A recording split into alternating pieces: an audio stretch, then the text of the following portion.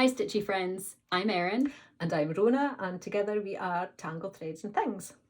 And today we are going to be doing a tutorial on how to finish a cross-stitch bookmark using felt. Nope, this way. We're really good at this, aren't we? So onto the supplies that you will need.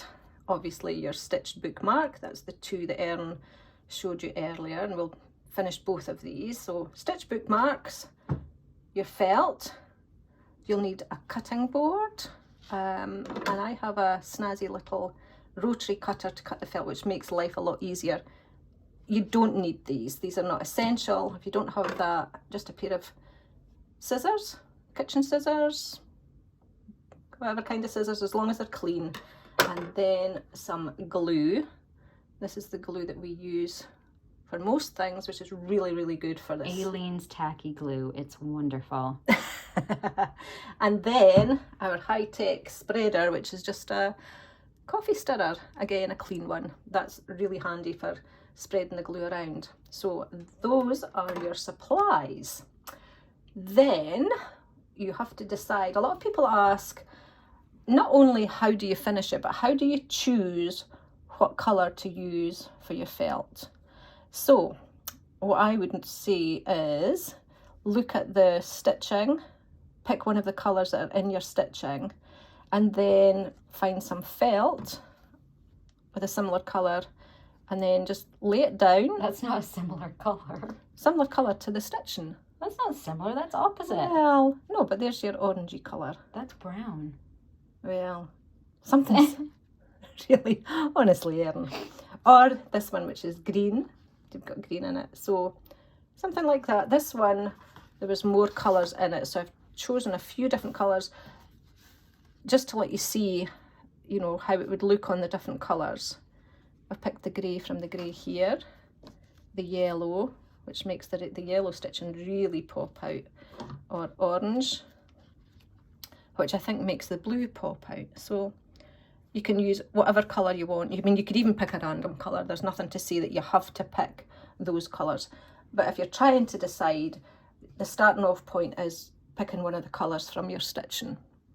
Okay, so we'll do this one because it's not quite finished. So Eirinn has started to cut it here, and she's left this longer part here. So we've cut 2 squares from the stitching, as you can see, and I just have to do the same thing for this one on this edge.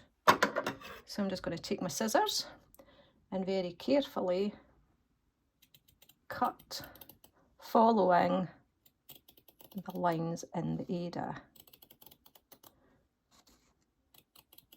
Now you gave me a good tip when I had first started stitching, that you never want to cut right up to the stitches, which when you know, that seems quite obvious, but maybe you should say a little bit about that really quick. Okay, so if you cut right, you know, as you can see where my thumbnail is here, if you were to cut right there, you would cut what's holding the stitches in place. You might even cut the thread of your stitches, so you would ruin your bookmark. So you always want to leave at least 1 square from the stitching. So if you would cut here.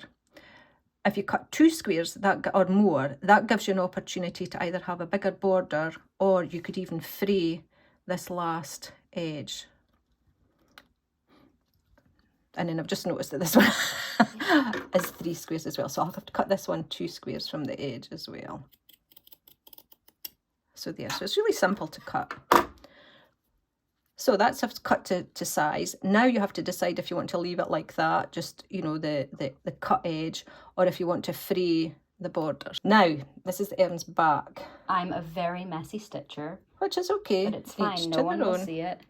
The only thing you have to worry about if you're a messy stitcher like this is that some of these threads are hanging off the edge. So if you put it on your felt, I don't know if you can see that there, can you get a close up? They would show through. So all you really want to do is neaten that up. So these two I'm going to snip because they are loose edges.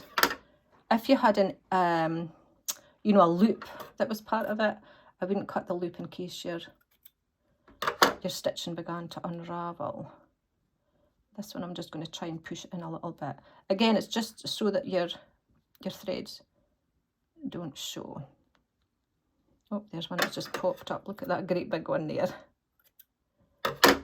So this is worth doing because it really makes your finished piece a lot neater, you know, if you've got all the little ends in.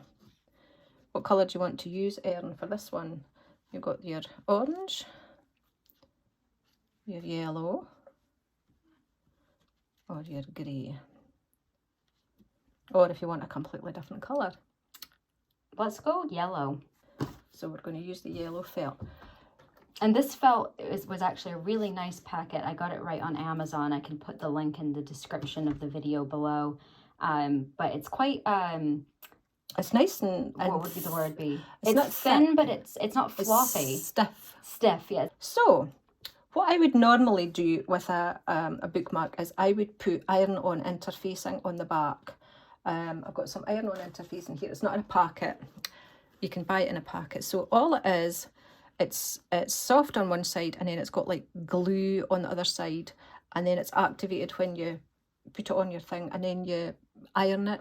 So the heat then sticks it to the back of your stitching. So normally what I would do is I would cut it to size, put it on the back of the bookmark, iron it, and that gives it a little bit more stiffness as well. It also protects a little bit of your stitching here.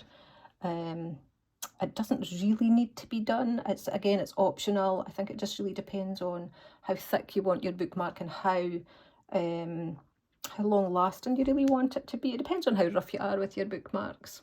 I have never used iron-on interfacing for my bookmarks, and so far I've had no issues. So yeah. I just skipped that step completely. Okay. So that's what we're going to do for this tutorial. Okay, so again, that is optional. It's worth knowing about. The next thing you have to decide is how wide of a border you want of the felt all the way around. So you could have it quite narrow, or you could have it, you know, quite chunky. Now, there's two ways you can do it. You can either lay it like that and cut it. Oh, you know what I did forget was my steel ruler for cutting. Okay, so I've got my steel ruler and I'm going to cut the felt. Before you get started, if you don't have a steel ruler, can you use a regular ruler or? Yeah, like a regular plastic ruler? Mm-hmm. Yeah, you can, but the problem is with a regular plastic ruler, when you cut, if you were to cut into the, you know, just with your blade, you might cut the plastic, so your edge wouldn't be really smooth. So every time you cut, you're going to get that little nick that you've made in your plastic ruler, whereas a steel ruler doesn't do that. Again, as I said, there's two ways you can do this. You can either glue your stitched piece down to the felt like this and then cut it. Once it's dry, you could cut your felt. Or what you can do is you could lay it down like this and then cut it. If you do the first method, you've glued it down and then you go to cut it and you cut your felt, you know, your knife maybe slips and it goes squint. First of all, you've got the chance of maybe cutting your stitching.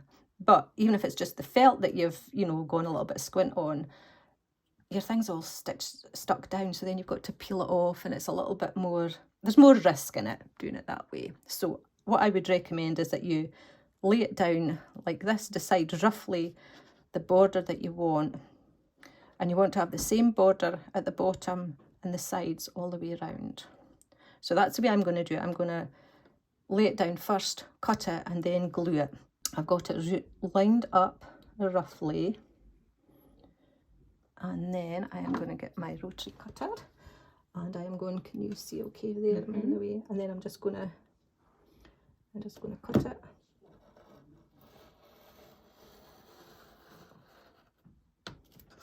There we go. So easy with the rotary blade, it's lovely. That's why I would recommend people buy them. If you're going to be using, you know, if you're going to be cutting a lot, it's certainly worth the money that you spent on it. So there we have our border. Now all we'll have to do is to put some glue on the back. I'm still going to squish these little bits of threads in because I am a bit of a perfectionist, this kind of thing. And you're not used to such messy stitching, huh? I'm not going to say anything. You're stitching, it doesn't matter. It really doesn't. Nobody sees this part. So it really, you know, it's better that you stitch and it's messy and you've done something. It's all about getting it done. Okay, so all I'm doing is I'm taking the top off the glue here, and I'm just going to dip my little coffee stirrer into it. And then I'm just going to spread the glue. What I'm going to do is I'm just going to put the glue where the stitching is. I'm not going to try and go over the other bit. I'm just doing it. And you don't want to put too much glue either, because if you put a ton of glue on, when you actually put your stitched piece down onto the felt, the glue will all pop up through the holes in the Ada. So it's a fine line. I've gotten enough glue for it to stick, but not too much that it's all going to squidge out through the Ada. So the good thing about this one is there's quite a bit of stitching where the border is, so it's quite good to get the glue there, and you know that it's going to hold. And this part never looks neat. No, it looks awful. It looks awful as you're doing it, but don't worry. It turns out okay in the end. It does, yeah. I think the first time you do it, it's always that's a bit remember that. Because you've worked so hard on your stitching, but as long as you don't do it too thick, you're careful as you do it, it will look like this. It will look messy, and it's fine. Even if you do put too much and it squidges through the holes, it dries clear. This glue dries clear, which is why by that glue. Which is why we would recommend tacky. We love it. That's why we would recommend that one. Other glues maybe don't dry clear or whatever. So also when you're putting your glue in, that helps to bring in those little bits of the stitching, a bit of the threads that are loose. That also helps. Okay, so that's how much glue we've got on, and then as you can see from the front, it's not showing, nothing's popping through. So now all we'll have to do is place it very carefully, and while it's still wet you can actually adjust it, so you know if you don't get it in the right place to begin with. And look, I've even got a wee bit of glue here that was off my fingers. I think that's a wee bit of your thread as well, but that'll dry. Was that a thread, or that's it? There we go. So that will dry. So all you need to do is just press it down, make sure it's pressed down, and then usually what I do is I leave it on a flat surface and maybe put a book, something heavy, just to keep it flat until it dries. All right, and now we have the second bookmark, so we're going to do the same thing, but we're first just going to show you how to fray the edges. So to fray your edges, all you need to do is to get one of your embroidery needles, and then all you're going to do is you're going to put your needle in through that hole in the corner, if you can see it there, and all you're going to do is gently tug. Sometimes you have to do 2 or 3 little holes. There we go. Usually you just take, you know, like maybe the 2 squares, and then it can pull. Usually with this one I do more, yep. Okay, so that's all I've done. Same with this side again. Pull through the hole, pull. There we go. Once you get a little bit like that, enough to hold really, then you can gently pull it all the way down. If you're finding that you can't get it, because some of the fabrics are really, really stiff, if you can't get the whole block to come away like that, what you have to do is pull it off almost like thread by thread. As you can see, there's a few threads there. But this one, you can actually pull all the way. Okay, so we're going to do that on the other 2 sides. Yep. Okay, so that's all 4 edges frayed. And then now we're just going to do the same as we did with the other bookmark. We're just going to stick it to the green felt, and since you've seen it before, we're just going to meet you on the other side when it's done. Okay, so here we have the 2 finished bookmarks. They look, although they're the same pattern, they look really different, and it, you know, just with the different colours and the different colour of felt. So other than the different colours, the only difference is this one isn't frayed. This one, as you can see, the edges are frayed. But either way, I think they look great.